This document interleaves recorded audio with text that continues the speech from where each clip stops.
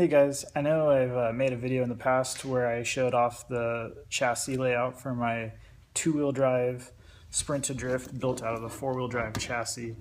Um, it's a little complicated, but it's really not too hard to work through. You just kind of have to piece it together one step at a time. The components are either HPI or Traxxas. I've just used various parts that I had lying around, mostly like turnbuckles, which you can buy online for pretty cheap. Some of it's using the standard parts that come on the chassis stock. So yeah, let's take a quick look and see what I did, and let me know if you guys have any questions in the comments below. Guys, so taking a look at this chassis, it's turned into two-wheel drive. I've kept the motor and lay shaft and rear diff all together just on the rear by itself. I switched the sides of the lay shaft and the differential. I just felt like that was like more balanced instead of having the gear right here closer to the spur. For some reason I just felt like it was torquing a lot on this side, and I felt like I'd balance it out if I had it over on this side. And because we removed the front drive belt, you no longer need to really be picky about it. So that's just something I did. It just took a little bit, like watch the movie, change it out, put it back, you know, it only takes about an hour or so. So anyways, moving on. For the battery placement, I have it going across the middle right here. I can't remember if that is how the layout is stock, but it's pretty easy. I just, you know, open it up, close it, yeah, I mean, it's not that difficult. I did use these posts down here. They're not even really screwed down or anything, and that's because I didn't really feel like I'd be going that fast while drifting, so they're kind of press fit on. I don't remember if that's how the stock layout is or not, but it's just something that I did to make room for the rest of how the chassis is going to be laid out. Right here I have the gyro mounted upside down and reverse to make it work for drifting. But you can mount it pretty much anywhere on yours, and depending on the model and the make that you buy, the layout may be different. But that's kind of standard.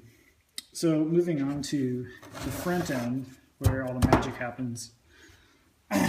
What you'll notice is first off, to make room for the additional steering angle, I had to move the shocks closer in towards the center of the chassis, and that's just to make room for the tire as it moves. You don't want to get any rub. Otherwise, it's gonna ruin your drift. If it makes any kind of connection, it's gonna create friction, and it's gonna slow the side down, and you're gonna end up spinning around. So same goes on this side. You want to make sure that you have full free range motion. Okay guys, so one other thing I wanted to add here is that I actually had to shave down the width of the A-arm here. I did that, I think just on the front side, honestly. The back side looks pretty pristine. But on the A-arm itself right here, when the tire was rotating in, I was starting to get so much angle that the inside of the tire would connect with the A-arm right here. So coming through with something like this actually will do the job fine. A Dremel of some sort, or a rotary tool, I mean. Dremel's the name brand. But you can just come through and then just sand down the A-arm. Just be careful not to take too much off. I kind of left this ridge in place for structural stability, but you're going to need to do that on both sides.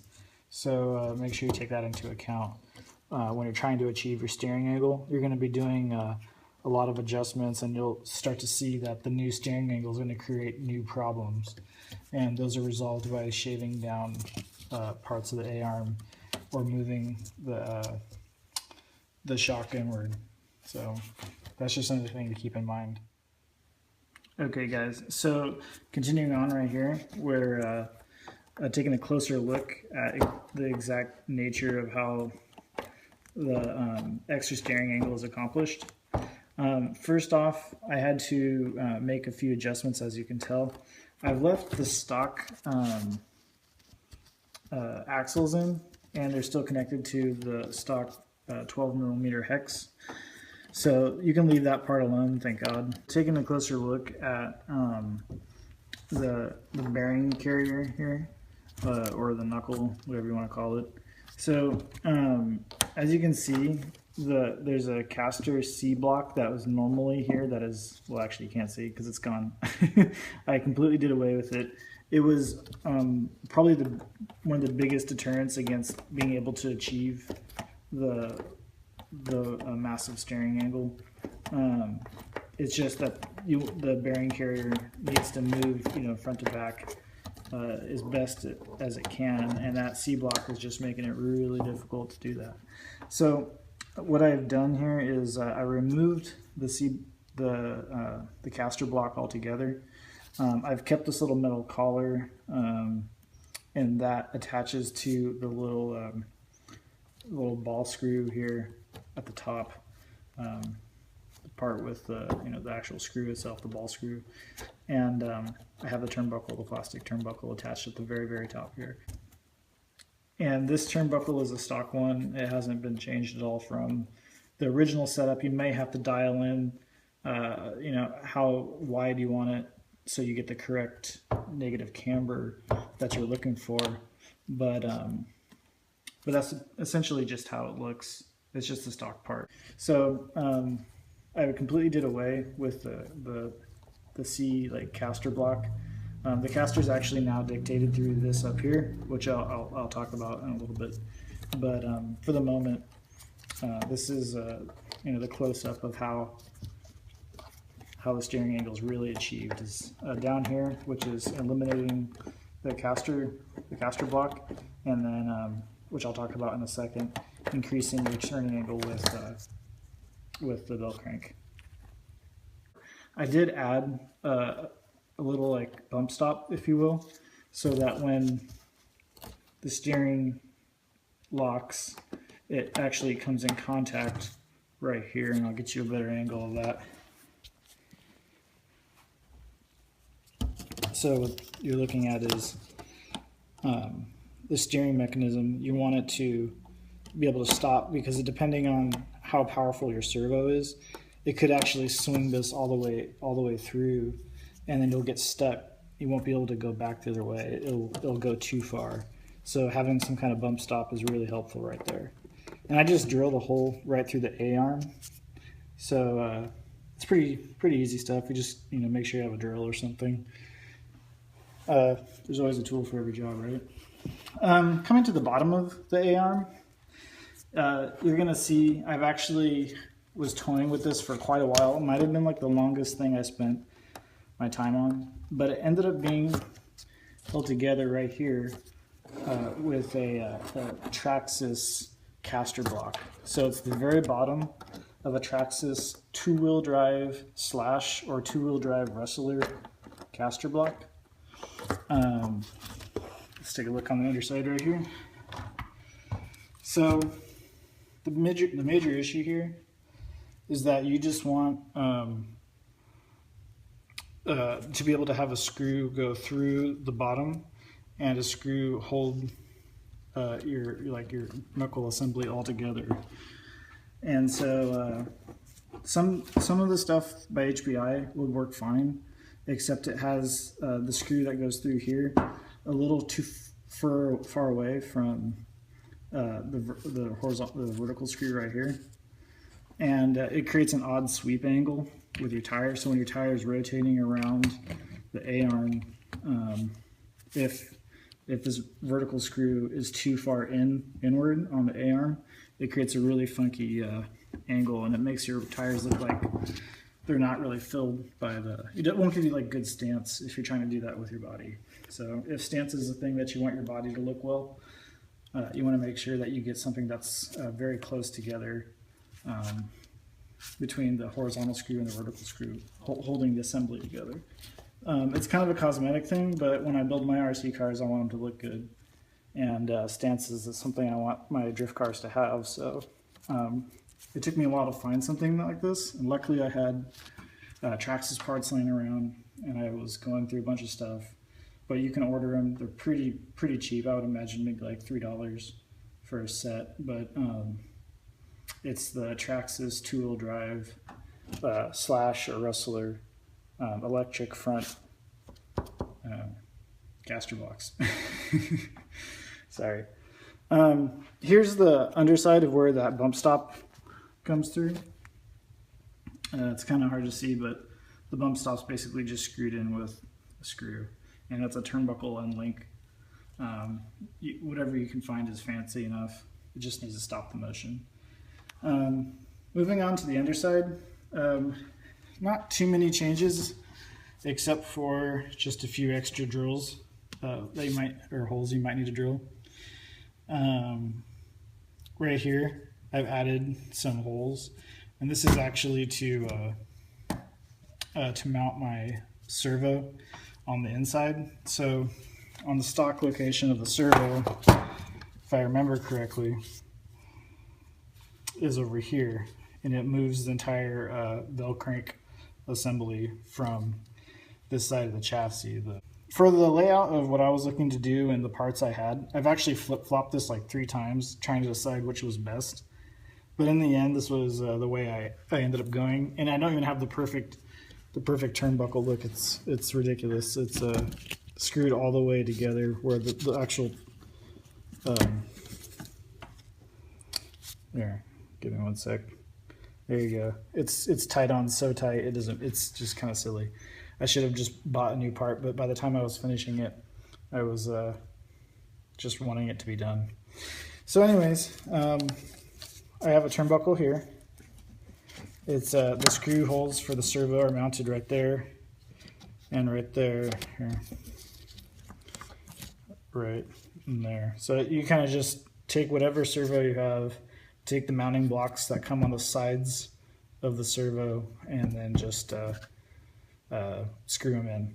You can dictate the distance, front or back, depending on your battery layout and their servo size. But you want the servo horn to be on whatever side works best for you. In this case, it was this side. You can see I kind of trimmed away some of the top of the chassis here to make room, because my servo horn was coming into contact with this upper chassis brace. So I basically said to hell with that piece, you know, because race car. Anyways, moving on to the bell crank assembly. It looks complicated because there's a lot of moving parts, but really it's not too bad. First and foremost, its foundation is this Traxxas aluminum bell crank post for 2-wheel drive Slash. I went with the aluminum one because I'm going to be putting a lot of like quick torque on it, and the servo I had was actually a high torque servo, not a high speed one, so I wanted the foundation to be good. I knew I was going to be doing some trimming and cutting of the actual bell crank itself, this white part, so I didn't get the aluminum one. I wanted to go with the plastic one so I can shave it, make it how I wanted it to. You'll notice that the bell crank, the white parts here and here, are actually with the shape is going inward, whereas this, if you look at the instruction manual from Traxxas, it's actually reversed. So this white part right here, let me get the focus, is actually supposed to be on the driver's side, and then the driver's side is supposed to be on the passenger. But I reversed it because it was working better for me. I flipped it like 3 or 4 times. I do a lot of work on this. Or when I was working on it, I did a lot of going back and forth. The bell crank just functions to let the suspension move up and down while turning left and right. Hold on, let me say that again and get the focus ready. So the bell crank itself is just functioning to get your steering to go left and right. You want it to be adjustable as possible, because you're going to want to have parallel lock when you're at full lock, meaning that your driver's side tire and your passenger side tire are more or less in parallel. My shit's falling apart. And that's just so that you can make it a little bit easier on yourself for drifting. You should set it up for parallel lock. And if you make your turnbuckle non-adjustable or very difficult to adjust, you're going to find it's going to be a little bit more frustrating to get yourself to have parallel lock. So for me, this has three-way adjustability. The first is the connection here between the actual bell crank assembly and the bearing carrier. These posts or this turnbuckle is supposed to be bolted through right here, but you get better steering angle if you move it closer to the actual bearing.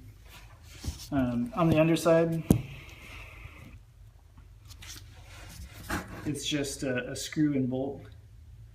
And this is actually a good opportunity to look at the underside of the turnbuckle assembly. So the turnbuckle assembly itself is, let me grab the, here we go. So the turnbuckle assembly itself, I used a lot of things to help space it correctly, because you need it to be high enough off the chassis that it doesn't touch the A-arm or the bulkhead while it goes left and right. So as you can see, I actually have the blue Traxxas aluminum turnbuckle post. I cut apart some of the bell crank to act as a spacer so that this can ride high enough so it doesn't make connection with the A-arm. If it made connection with the A-arm, I would have shitty steering. And the bell cranks here use the the bell crank. Yeah, the bell cranks use the stock turnbuckles. I had to make them really short in the end for me. I'm not sure what your build will dictate, but you want to be able to adjust it so that you can attain that parallel lock that everyone's after. When it comes to the turnbuckle being connected from side to side, which is this piece right here, it's the turnbuckle that will connect the left side of the bell crank to the right side of the bell crank. And I used a 2.5 millimeter screw that goes through the bottom of the bell crank, and you can see when it focuses the turnbuckle. Let me back it up a little bit, and just a screw. And you have to make sure that this is high enough off the ground or off the chassis floor that it can move back and forth fine. We'll get another look at it. And a lot of it is just like, you know, I bought parts after parts after parts, not knowing if I'll need all of it. And I just kind of reached in the bag and looked around like a kid looking with Legos, and you just kind of make it work. You know, if you need to cut stuff to make it work, you got to cut stuff. Like right here on the chassis on the top, there is this piece that ran from right here to right here, and I just cut it out. So that allowed me to get a little wrench, you know, not this, but you know, you can get a wrench in here and go back and forth and adjust. If you have this brace, this plastic brace on the stock piece, it gets in your way real fast, so I just did away with that. So here's a close-up look at the bell crank assembly doing its thing. You have to make sure that these feet on the bell crank don't connect with the bulkhead or the subframe, whatever you call it.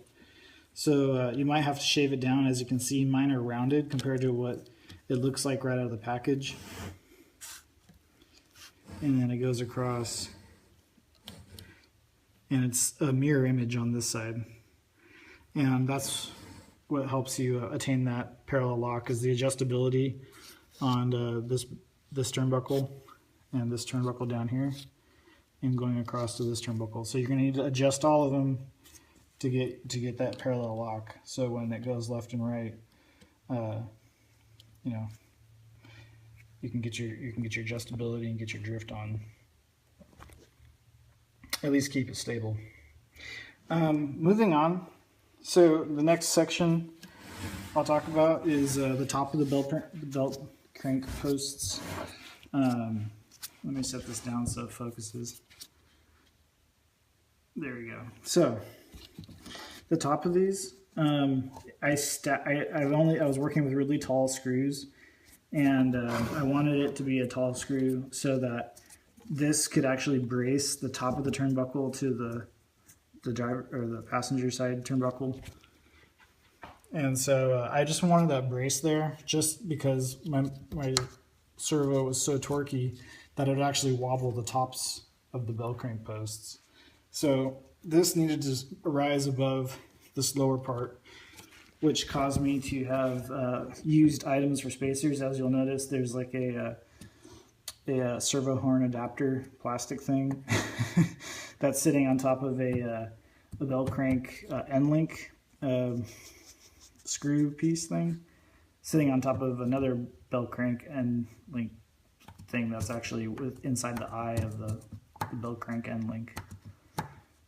What am I talking about? The turnbuckle end link. I'm getting all kinds of confused here. Anyways, so I just put a screw right down through that. The turnbuckle is actually riding on a little eyepiece here. And then I'm just using this as a spacer in the middle, sitting on top of another item used as a spacer, which is just a servo horn adapter piece, which is keeping my the top of the bell crank stable left and right. Going on to this piece right here. So when I removed the caster block from the bearing carrier, I removed the ability to set your caster, and you know, if you're going to be drifting, you're going to want full adjustability on your entire suspension setup. So in order to regulate your caster, it's going to be done through this turnbuckle, and this turnbuckle, as it expands or contracts, is actually going to grab this top joint, this turnbuckle, and it's going to push it forward and back depending on whether the length of this is decreased or increased right here. So that's how I'm adjusting my caster. So I have it mirrored setup for balance. I have one here, and it's on the turnbuckle again, and it's just bolted to the chassis with a screw. And then the same on this side. You can kind of push them around. I took the little metal eyelet out, so it just rides on the middle of the turnbuckle. So you're gonna have to take one of the turnbuckle end links off of this piece and slide this over, and you're gonna have to put it back on. So be prepared for that. It's not too difficult, but anyways, so yeah, this is actually sitting on the chassis, or bolted to the chassis by another turnbuckle little like middle eyelet piece. In the package that I bought, it came with like various different sizes. Like for example, this little metal eyelet piece is super thin, and you can see that right there. It's just, you know, a small one. So when I was going through the package, I was just picking out ones that were the correct height. So on this one, you can see right here, it's just one sitting on top of another, and it's just screwed into the chassis just with a screw, no nut. The chassis, I think I just drilled a hole right there and was done. So it does make it kind of complicated. I know there's a lot of turnbuckles in here. There's literally 1, 2, 3, 4, 5, 6, 7, 8, 9. If I counted that right. So I know you might need to buy like a pack of turnbuckles, maybe in 2 different sizes. Honestly, if you have axial ones, or you have Traxxas ones, or you have HPI ones, I mean, they're all the same kind of. You just need to make sure that you can have the customability of taking the end links off and replacing them with ones that work. This took me like a month to do. I was just kind of fiddling around, would turn like an action movie on or something and sit in front of the TV and just kind of toy with it. I know that's not the answer that everyone wants to hear, but to me it was better than buying a whole new chassis, because I had just bought this HPI Sprint to drift, and then I did one little like various drift session, and I wanted to have two-wheel drive the second I got back home. So I didn't waste too much time. I just jumped straight into making this a two-wheel drive. Honestly, I have moved on since then. As you notice, none of my electronics are in here.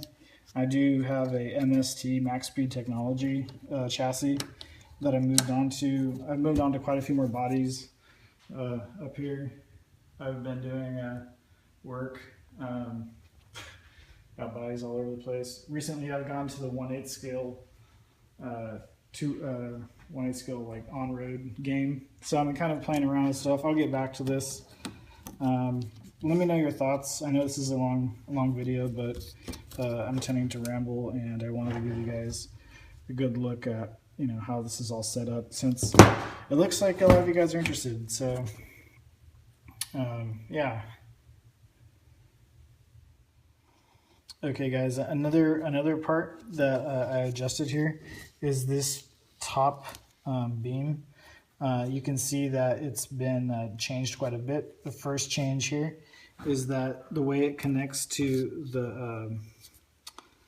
the bulkhead right here is that it's resting on another metal eyelet piece for a turnbuckle.